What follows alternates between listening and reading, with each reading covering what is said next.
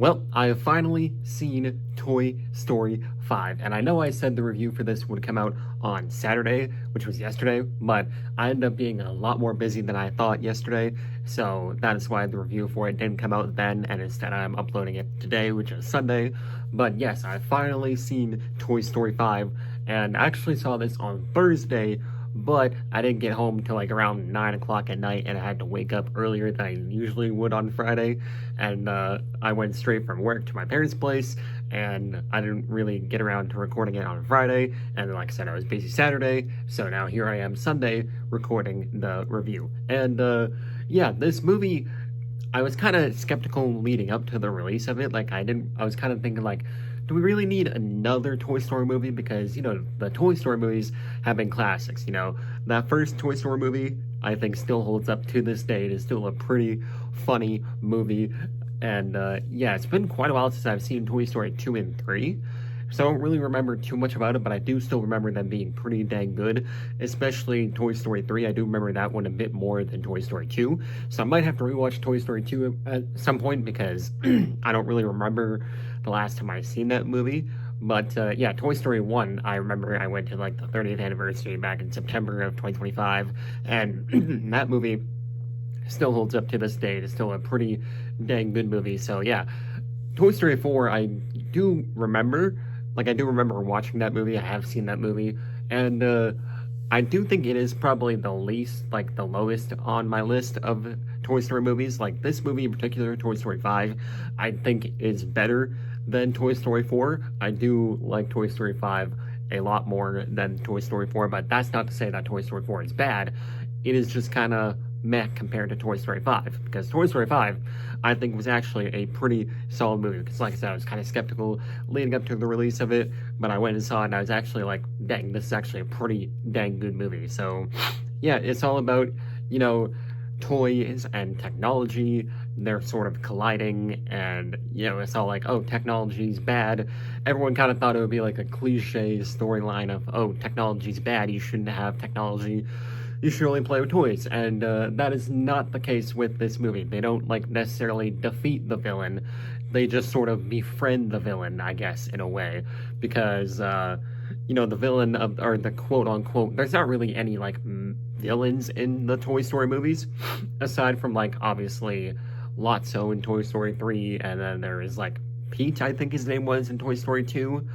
Yeah, those guys, I guess, are technically villains, but aside from that, there's not really any villains in the first Toy Story movie or Toy Story 4. I mean, there kind of is a villain in Toy Story 4, but it's kind of similar to this movie where they kind of befriend the villain at the end of the movie. And it's not really because of the fact that they're a villain. They just, have their ways of getting a kid and whatnot, or making a kid happy.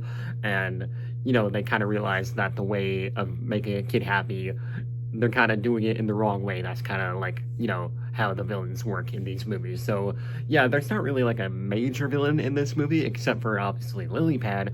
But by the end of the movie, they end up befriending Lilypad because they realize that technology is everywhere. You can't necessarily get rid of technology. Everyone has technology in their lives, and obviously, in the real world, we all use technology every single day. So yeah, it was kind of an interesting plot of being introducing technology into the Toy Story movies, because you can't just get rid of technology. Everyone uses technology.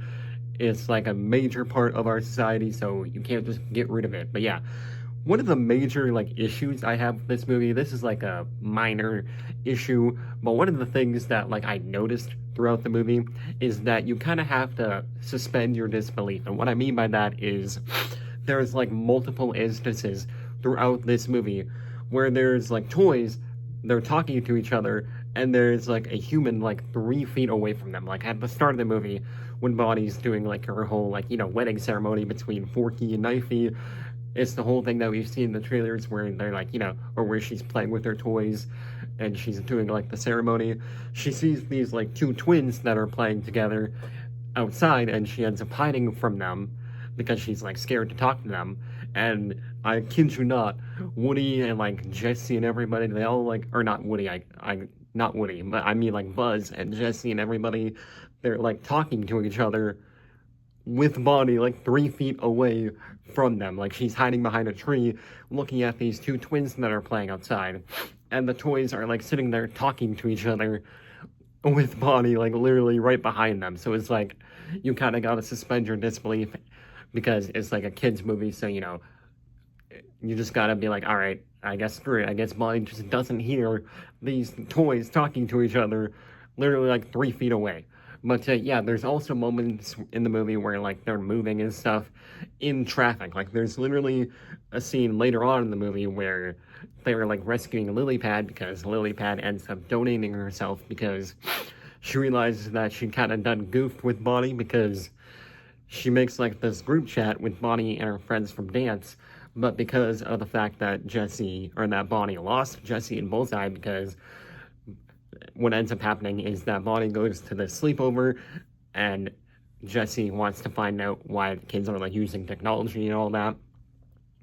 So Jesse ends up sneaking into Bonnie's backpack and basically ends up getting lost because Bonnie ends up not bringing Jesse to the sleepover because she sees that Jesse's in her backpack. She's like, oh, cool, you brought Jesse.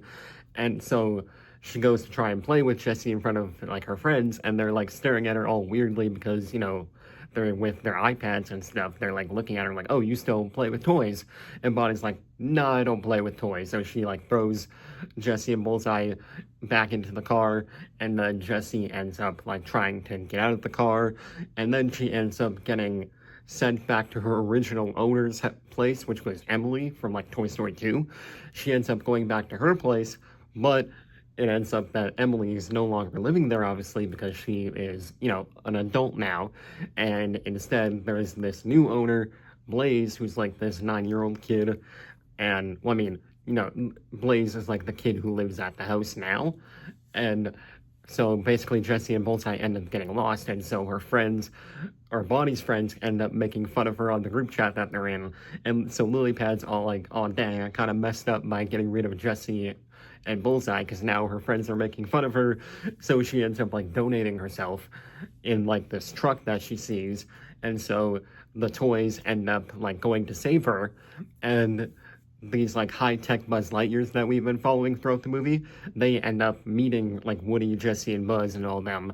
And so they also go to save Lilypad, and they like start flying them up in the air, literally with like traffic all around them. So it's like anyone that like looks out a window can see these toys flying and moving around by themselves. So like I said, you kind of got to suspend your disbelief sometimes, but it is still a pretty good movie. But like I said, there's this new character that we're introduced to called Blaze, and Jesse meets Blaze and is like, oh, Blaze still plays with toys. So, she's not the only kid Bonnie's not the only kid that still plays with toys, because earlier in the movie, we see like Woody looking at all of the kids in their houses and they're all on like their phones, and Jessie also sees all these kids on their tablets and everything in their windows, and she sees that Bonnie is like the only kid who still plays with toys, which is why Bonnie like can't make any friends because she's like only playing with toys and everybody else is with their iPads and stuff. So Jesse is like, oh, Blaze and Bonnie would be perfect for each other because Blaze still plays with toys. So they end up having Blaze and Bonnie like meet each other because they end up getting these other group of technology toys. Like one of them is voiced by Conan O'Brien. Oh, his name was Smarty Pants. I forgot the name for a second there, but his name was Smarty Pants. And she ends up meeting Smarty Pants, and she ends up getting Smarty Pants to send a message from Bonnie to Blaze so that they can meet each other and that they can become friends because they both still play with toys, and that's what ends up happening. Well, actually, when they first meet each other, Blaze is like, hey, do you want this Jessie doll back? And then Bonnie's like, nah. And everybody's like, wait a second, what's going on here? Because, they all thought that Bonnie would want Jessie back, but because she's in her, like, tablet era, Bonnie's like, nah, you can keep her, I don't want her anymore. And everybody's like, hey, yo, hold up, what just happened? That wasn't supposed to happen. But, yeah, basically, Bonnie's like, nah, you can keep Jessie, I don't need her, so she leaves, and then later on, they end up meeting again, and they're like, you know what? Yeah, actually, we'll take Jessie back, and then she's like, hey, you want to be friends? And then by the end of the movie, Bonnie and Blaze are friends and they're playing with toys together, and it's a nice moment because Bonnie has finally made a friend because she's all like, oh, why can't I make friends? Earlier on in the movie, because she's like all alone, she's like, why I can't make friends with anybody, and that's why she ends up getting a tablet because her parents are like, we gotta get this girl some friends, so they buy her the tablet, but then the tablet ends up getting her made fun of, and so she ends up meeting Blaze, and they end up becoming friends because of the fact that they both still play with toys. So it is still a pretty good movie. Like, I do like it. I do think it is better than Toy Story 4. And also, this time around, Jessie is the main character of this movie. Like, we follow Jessie throughout most of the movie, which makes sense because Woody obviously gave Jessie the sheriff badge at the end of Toy Story 4. When he left the toys at the end of that movie, he gives Jessie the sheriff badge, and so this time around, we follow Jessie instead of Woody. Like, Woody is still a part of this movie, obviously, but he's kind of like a supporting character. Like, Jessie is the main character of this movie, so like Woody and Buzz, they are all like the supporting characters, but basically, they call back Woody because they're like, hey, yo, we need help with this lily pad thing. Like, we don't know what's going on. We need your help here. So Woody pulls up, and he's like, I'm here. What's going on? And they're like, that lily pad is being a bitch, so you gotta go ahead and talk to her.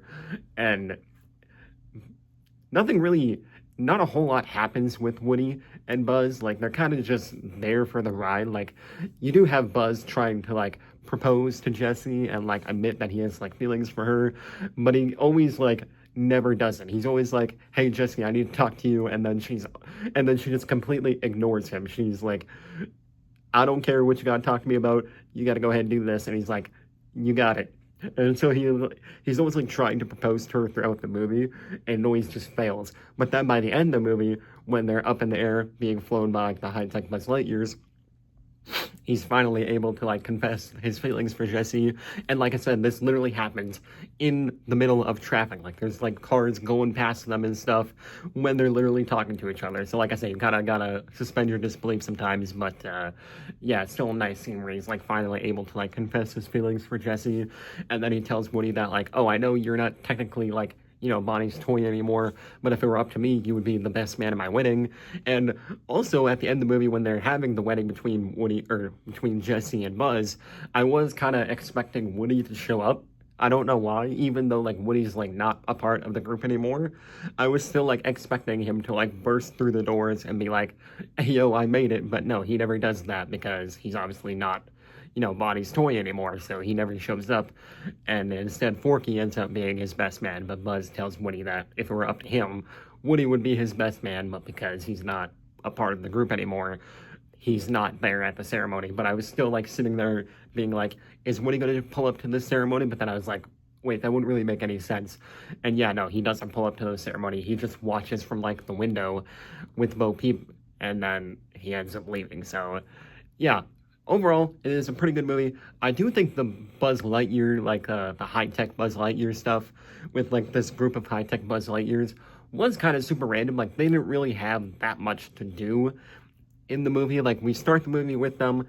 They're on this island. They realize that there's like the star in the sky. They're like Star Command, so they follow the star that's in the sky.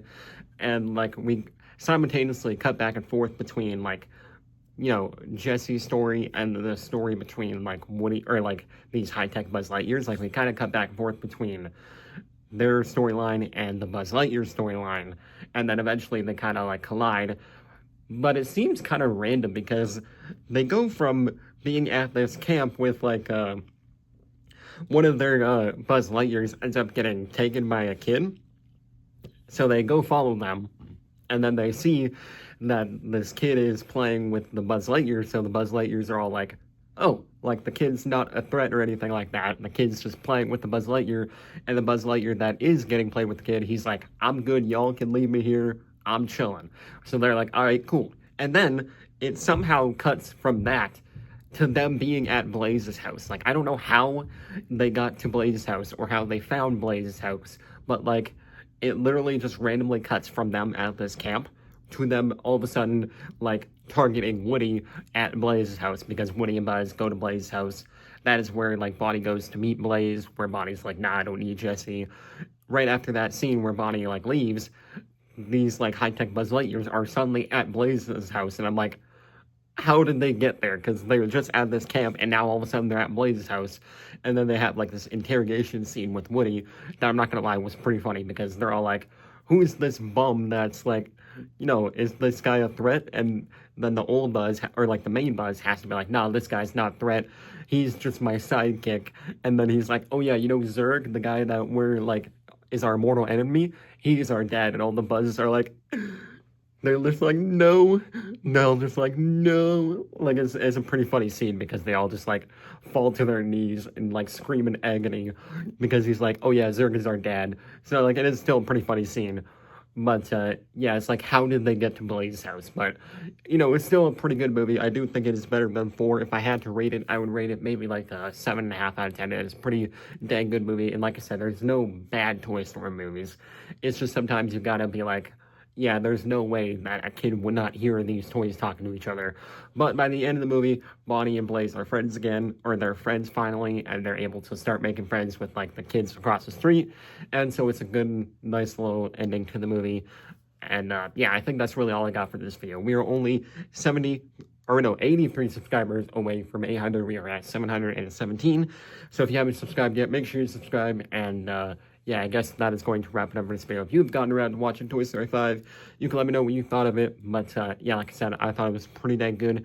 And, yeah, that's really all I got for this video. So I'll catch you guys in the next one. Peace out.